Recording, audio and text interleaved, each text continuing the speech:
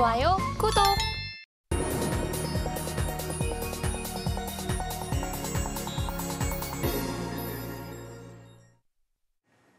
개인 투자자가 아닌 전문가는 장 시작 전 뉴스를 볼 때 어떤 부분에 초점을 맞출까요? 오늘의 일면 헤드라인입니다. 세계적 통화 이론과 현재 물가, 금리 30년 더 간다. 오늘 헤드라인 풀어주실 분이죠. 인사이트K 배종찬 소장 함께합니다. 어서 오세요. 안녕하십니까. 네, 세계 금리 지표 역할을 하는 10년물 국채 금리가 지난 19년 5% 선을 넘어섰습니다. 2007년 금융위기 이후에 16년 만인데요.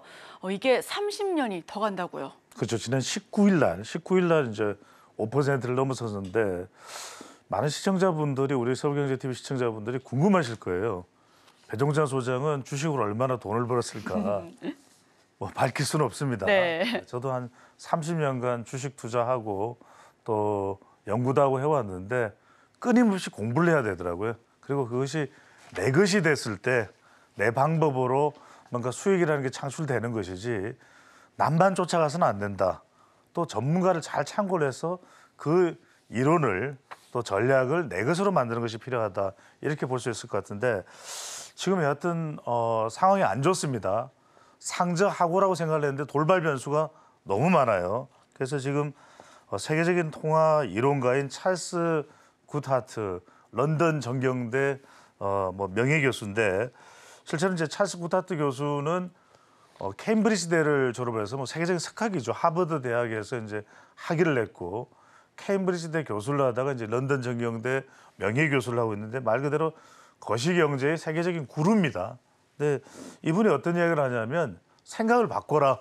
이제는 고물가, 고금리로 갈 수밖에 없는 상황이다. 이런 이야기를 하는데 우리 시청자분들 이런 생각을 할 수가 있을 거예요. 아니 우리가 저금리였는데 고물가, 고금리가 된 걸 왜 우리가 받아들여야 되느냐. 다시 원래대로 저물가, 저금리로 가면 되는 거 아니냐 이렇게 생각하실 수 있는데 이 찰스 교수가 하는 이야기가 있어요. 200년간 따져보면 우리 그렇게 저물가, 저금리가 많지 않았다. 잠깐 그랬던 것이고 이제 어떻게 보면 평균으로 돌아가는 것이다. 생각을 좀 바꾸실 필요가 있을 것 같아요. 방금 전에 우리 앵커께서도 말씀하셨듯이 10년 만기 미국 국채 금리가 지난 19일 기준으로 이제 5%를 넘었었는데 6% 이상 갈 거라는 이야기가 많죠. 그리고 기준금리는 22년 만에 가장 높은 연 5.5%. 그러니까 20년 만이니까 뭐 2000년대 그때 기억나실 겁니다 아마. 금리가 많이 높아졌었던데 그때하고 비교를 해도 높아지고 있는 그런 추세다. 지금 어떤 이야기를 하고 있냐면 이 굿하트 교수 이야기를 다 전적으로 확신할 이유는 없습니다. 그런데 2050년까지 고물가 고금리 갈 수도 있다. 이렇게 이야기를 하고 있습니다. 그래서 여기서 우리가 핵심적으로 좀 아셔야 될 내용이 그동안 우리가 저물가 저금리의 덕을 볼 수 있었던 가장 큰 이유는 중국이라는 거죠. 공장 역할을 해줬다. 그래서 싸게 만들어서 싸게 또 공급을 해주니까 저물가 저금리가 가능했는데 이제 중국이 뭐 이제 더 이상 세계 공장도 아니고 또 인건비도 상당히 늘어났고 그리고 중국도 이제 고령화 사회로 접어든다는 거예요. 인구는 인도에 추월당했습니다. 그러니까 여러 가지 변수가 이런 역학적 변수를 여러분들이 그냥 간과해서는 안 된다. 이게 상당히 귀 기울이고 눈을 좀 시선을 모아볼 그런 발언들의 내용입니다. 그래서 글로벌 금융위기 이후에 이제 양적 완화를 해도 물가가 치솟지 않았던 까닭은 풍부한 노동 공급 때문이었는데 이제는 좀 세계 이 글로벌 구조 자체가 경제 구조 자체가 달라지고 있다. 이 부분을 알려드리겠습니다. 이 표를 좀 한번 보시죠. 결과적으로는 고물가 고금리다. 우리 금리를 보더라도 지금 3.5%, 미국은 5.25에서 5.5니까 이제 이게 비교를 해봐도 2000년대 이후에 점점 이제 고물가 시대로 돌아가고 있는 거예요. 20여년간의 호황기. 이 굿하트 교수는 이때가 세계 경제가 제일 좋았을 때일 수도 있다. 이런 이야기도 합니다. 그다음에 OECD 평균 소비자 물가 상승률을 보면 9.6%. 이제 싸게 생산해 줄 때가 중국도 그렇고 별로 없다. 이런 이야기에도 우리가 눈을 또 귀를 기울일 필요가 있겠습니다. 네, 월가에서는 국채 금리를 6%대까지 갈 수 있다라는 전망을 내놨고요. 유가 역시 배럴당 106달러 선 돌파할 수 있다라는 고물가, 고유가, 고금리 시대에 대해서도 이야기를 계속해서 하고 있습니다. 자, 그렇다면 여기서 투자 키워드를 좀 뽑아봤을 때 어떤 부분을 키워드로 볼 수 있을까요? 그렇죠. 그리고 이제 고물가, 고금리가 지속이 된다면 이 지속되는 상황에서 어떻게 대비할까? 근데 저는 이런 생각을 합니다. 제가 뭐 이런 이야기 한다고 해서 에이, 결과가 이렇게 되니까 또 배소장 뭐 또 잘난 체 하는 거라 이렇게 생각하실 수 있는데 저는 솔직히 이 상황이 올 걸로 예상을 했어요. 한 5년 전부터. 그래서 뭐 제 포트폴리오를 다 말씀드릴 수는 없습니다. 저는 투자 전략을 이미 5년 전부터 바꿨어요. 그러니까 이런 걸 여러분들이 잘 아시는 게 왜 중요하냐. 이런 분기점마다 이른바 개인의 이 자산 포트폴리오 자체가 달라져 버립니다. 그리고 누군가는 부자의 길로 누군가는 그냥 현재의 상태에서 별로 변하지 않는 상태로 간다라는 것을 여러분들이 좀 유념을 할 필요가 있겠다. 자, 미국 연준도 이 파월 의장도 그 이야기를 하고 있죠. 뭐 정부에서 어떤 입김이 오더라도 우리는 그냥 고금리 유지한다. 이런 이야기를 하고 있습니다. 자, 코로나 팬데믹이 끝나고 이제 금리는 치솟았고 또 시중에 풀린 이제 자금을 해소하기 위해 유동성이 풀려도 너무 많이 풀렸다. 그것 때문에 물가가 계속 올라갈 수밖에 없는 상황이고 불안하다. 이게 이제 근본적인 이유가 될 수 있을 텐데 문제는 뭐냐면 그러면은 이제 코로나도 끝났고 일정한 시간도 지났고 그러면 유동성이 좀 좋아져야 되고 완화를 해야 되는데 그렇게 안 한다는 거예요. 그건 뭐냐? 이제 이 금리가 높은 상태에서 유지될 수밖에 없는 구조로 변했다. 이렇게 이제 볼 수가 있는 것인데 앞서도 말씀드렸습니다만 이게 연준 기준금리가 구간이 있지만 5.25에서 5.5 상당히 높은 금리예요. 이런 상황이 되다 보니까 이제 두 가지 또 돌발 변수가 있습니다. 그래도 우리가 좀 이런 예상할 수 있는 미국의 고금리라면 그래도 내년에는 금리 완화가 그래도 조금이라도 될 거 아니냐 생각했는데 지금 러시아 우크라이나 전쟁 안 끝났어요. 그러니까 우크라이나로 가는 포탄을 이건 이제 어디까지나 군사적인 어떤 외신 보도이기 때문에 좀 더 확인을 해볼 필요는 있습니다만 그 포탄과 총탄을 이스라엘 쪽으로 공급을 하고 있다. 이게 굉장히 불안한 요인입니다. 돌발 변수고. 그러니까 고금리는 장기화되고 예상하지 못했던 이스라엘 하마스 전쟁은 점점 더 길어지고 지금 일부 보도는 이스라엘이 지상군을 투입했다. 뭐 이런 이야기까지 나올 정도면 상당히 지금 국제 정세 자체가 안 좋습니다. 이런 상황으로 가고 있기 때문에 또 다른 악재로 비할 수 있다. 이런 것도 상당히 이제 경제적으로 부담이 되는데 우리는 여기다가 고금리 상태 지동되니까 우리는 부동산도 문제예요. 우리 자산의 상당 부분은 부동산인데 부동산도 불안합니다. 그러다 보니까 고금리 시대에 어떻게 투자해야 되느냐 이따가 이제 자세히 말씀드릴 텐데 일단 주식을 고른다면 내년 이익 증가가 좀 높을 것으로 예상되는 반도체나 조선업종이나 그러니까 우리가 좀 탁월한 이 기술력을 경쟁력을 가지고 있는 기업들 인터넷 등 좀 성장 우량주를 주목해 볼 필요는 이거 한번 보시죠. 그래프 보시면 지금 2003년 1분기부터 쫙 꺾였죠. 그러니까 실질 소득과 실질 처분 가능 소득이 줄어든 상태라는 이야기는 뭐냐면 앞으로 위험 자산인 주식 투자에 대해서도 상당히 이제는 옥석을 가릴 수밖에 없는 그런 상황이 전개된다는 것도 우리가 꼭 염두에 둘 필요가 있어 보입니다. 네, 고금리 장기화에 갑작스러운 중동 리스크까지 게다가 여기에 밤사이 이란의 추가 경고 멘트가 기사화되기도 했습니다. 갈수록 변동성이 강해지고 있는데요. 여기에서는 이제 뭐 우리나라 기업 가운데서는 반도체 쪽이나 인터넷 그리고 조선주에 좀 주목해볼 필요가 있다라는 의견을 주셨습니다. 그렇다면 스마트 리밸런싱이 필요하다라고 하는 그런 의견도 나오고 있는데 이 부분에 대해서도 설명해 주시죠. 그렇죠. 이제 여기에 맞춰서 우리가 이제 투자 전략을 할 필요가 있다. 이제 경기 사이클은 물가 변화를 일으키고 물가 상승은 또 금리 상승을 또 의미하는 것이기도 합니다. 그러다 보니까 경기가 좋아지면 물가가 오르고 물가가 너무 또 급등을 해버리면 중앙은행은 금리를 올려서 또 유동성을 조절할 수밖에 없다. 연준의 태도가 그런 것이고요. 그래서 달러 인덱스는 미국의 경기 상황보다는 또 글로벌 위기, 또 불확실성 이런 데 이제 연동돼서 나타나고 있는 상황이기 때문에 지금 미국 소비자 물가 지수도 고정적으로 9.1%를 이미 또 경험을 한 바가 있죠. 또 미국의 기준금리는 높다라는 걸 이미 말씀드렸고 미중 간의 충돌은 계속되고 있습니다. 그러니까 국제 상황 속에서도 지금 미중 충돌 계속 이어지고 있고 또 이스라엘 하마스 전쟁, 러시아 우크라이나 전쟁 이런 상황이 계속되고 있기 때문에 뭔가 특별한 해법이나 돌파구가 열리지 않고 있습니다. 그런 상황도 우리가 계속해서 또 주시할 수밖에 없는데 미국 내에서도 지금 연방 하원이나 또 바이든 정부가 또 좋지 않은 상태예요. 공화당 하원이기 때문에 내년에는 또 미국 대선이 있습니다. 여러 가지로 지금 불안한 정세들이 또 계속되고 있습니다. 트럼프 전 대통령이 피선거권을 박탈하지 않는다면 또 내년 선거에도 나올 수밖에 없는 상황이기 때문에 지금은 여러 가지가 또 관망하거나 포트폴리오를 재조정할 수밖에 없다. 그렇다면 이럴 때 이 불확실성의 시기에 제일 좋은 기준은 원칙으로 돌아가라. 고금리 고물가 시대에 어떤 투자가 내 자산 창고를 가장 그래도 두둑하게 해줄 수 있는가. 이 부분을 여러분들이 개인들이 철저하게 또 염두를 둘 필요가 있습니다. 어떻게 하는 것이 명확할지 한번 보시죠. 그래서 뭐 이건 제 의견도 포함될 수 있겠지만 많은 전문가들의 공통된 의견입니다. 자, 멀티레마, 여러 가지 딜레마가 이 악재가 겹쳐져 있는 상황이죠. 고물가, 고금리, 고환율.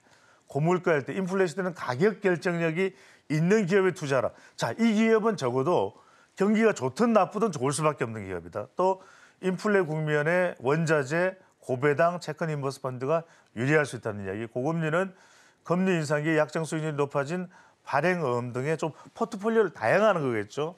그다음에 고환율이니까 강달러다. 그렇다면 미국 주식과 달러 투자 병행 전략도 여러분들이 가능할 수 있을 것으로 보이는데 바로 그렇다면 좀 두 종목을 좀 소개를 해드려야 될 것 같아요.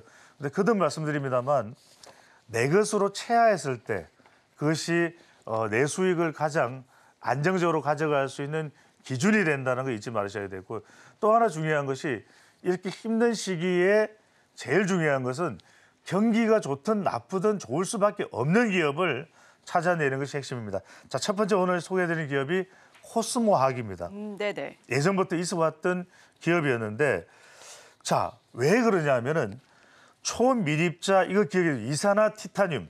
이산화티타늄을 기억하실 분들 이게 무색무취한 가루입니다. 근데 여러 가지로 사용할 수 있는 그런 가루라는 거죠. 근데 이 사업권에 인수 계약을 체결했다. 어디에? 미국에 공급할 수 있는 그런 공급망을 가지고 있는 K라고 하는 미국의 회사와 이 글로벌 이산화티타늄 공급 계약을 체결하고 사실 인수권을 확보를 한 겁니다. 이게 중요합니다. 이산화티타늄을 생산할 수 있는 몇 개 안 되는 전 세계적으로 회사 중에 하나가 코스모학인데 미국 시장의 점유율 이걸 더 높여갈 수 있는 그런 상황이 됐는데 이게 또 이 고급 기술로 이제 진화가 되는 게 뭐냐면 초미립자 이산화티타늄입니다. 그러니까 백색 안료 아까 무색무취한 가루라는 말씀을 드렸죠. 훨씬 더 입자 사이즈가 작은 나노 형태의 이산화티타늄을 이제 개발을 한 상태가 되겠고 이 빛을 받아서 이제 오염 물질을 산화시키는 강촉매 분야로도 활용이 됩니다. 또 뭐 수철 이제 물을 이제 좀 더 깨끗하게 하는 그에도 이제 사용이 가능한 촉매제 역할을 할 수 있고요. 또 하나 중요한 거는 뭐냐면 식품 또 의약품, 화장품 등에 사용되는 또 고순도 이산화티타늄 개발도 완료가 됐습니다. 근데 또 하나 이제 중요한 것은 뭐냐면은 결국은 우리가 요즘에 이제 기업들 이야기할 때 원료를 기술 경쟁력을 가지고 개발할 수 있는 회사 중에서는 뭐 2차 전지와 연결되느냐 또는 반도체와 연결되느냐 이 부분에 이제 많이 주목하게 되는데 이 코스모학이 최근에 이제 2차 전지 양극 소재인 황산 코발트를 생산하고 있습니다. 이것도 이제 폐배터리 리사이클링 사업 증설 투자로 2차 전지 소재 사업 확대에 이제 박차를 가고 있다 볼 수 있는데 그만큼 이 기업 자체가 지금 이산화티타늄이라고 하는 독점적인 기술 또 이 기술로 의약품 또 식료품 또 정화작용까지 할 수 있는 최근에 이제 이게 굉장히 각광받는 기술이에요. 이쪽으로까지 이제 진출이 됐다는 것하고 자 여기서 이제 축하를 한번 보시죠. 이 대목에서 자 2016년부터 2023년까지의 이제 차트표를 가져온 건데 쭉 보시면 그동안 좀 지지부진했어요. 회사가. 그렇죠. 특별하게 놀랍도록 성장을 하거나 주가가 올랐거나 한 적이 없습니다. 더군다나 뭐 감자도 있었고요.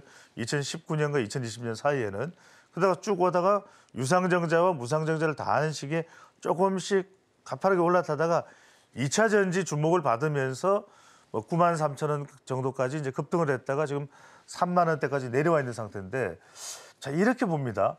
이 코스모화학이라는 회사가 왜 외국인들이 계속해서 매수를 할까? 그 이유는 뭐냐면 그냥 단순히 부분적인 정보인 2차 전지 그래?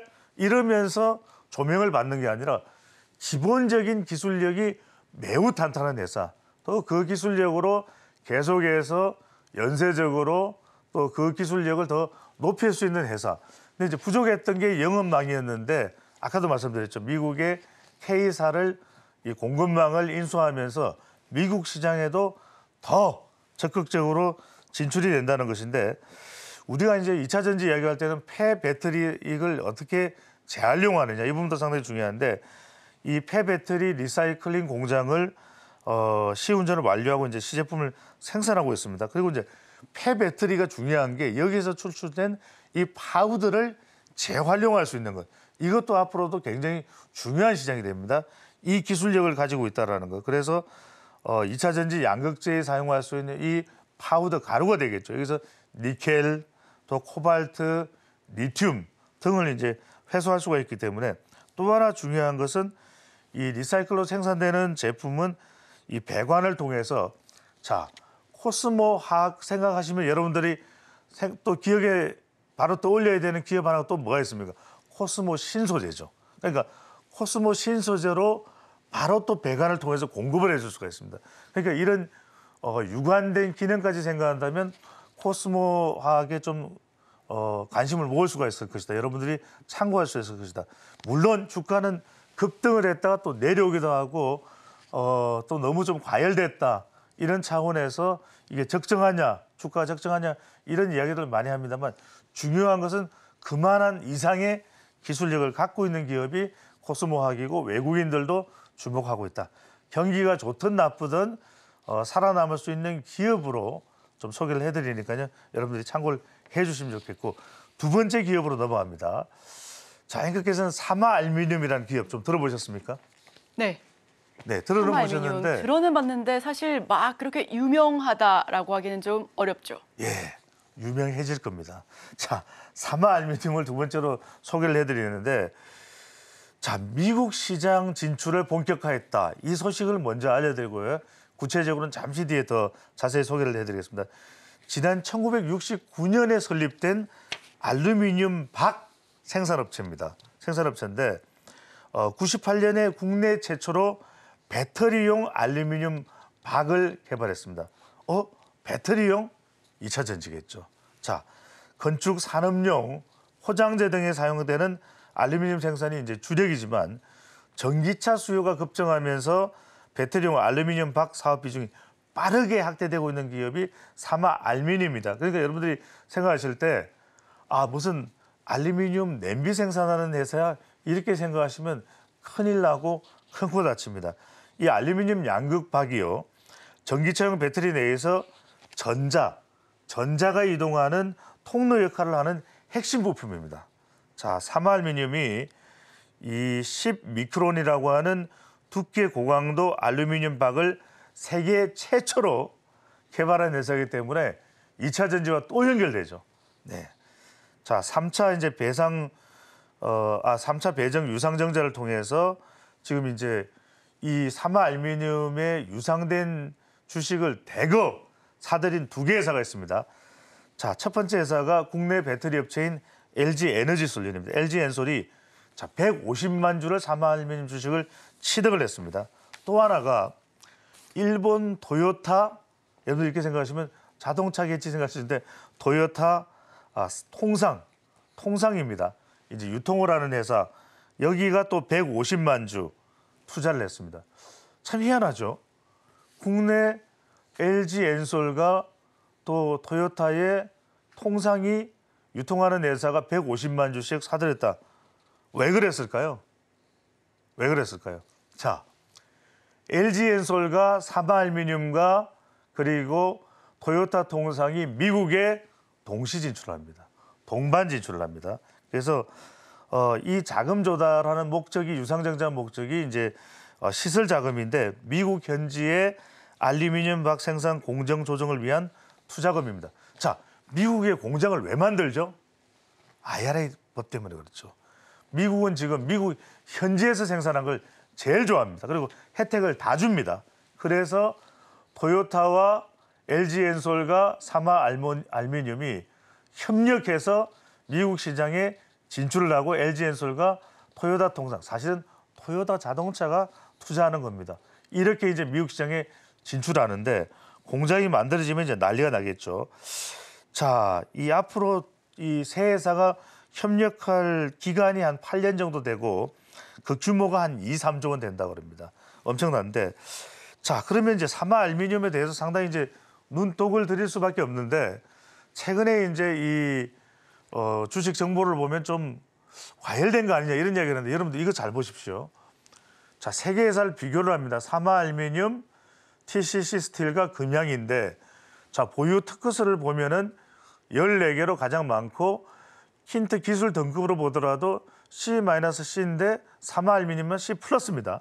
자, TCC 스틸과 금양은 고평가인데 다소 고평가돼 있죠.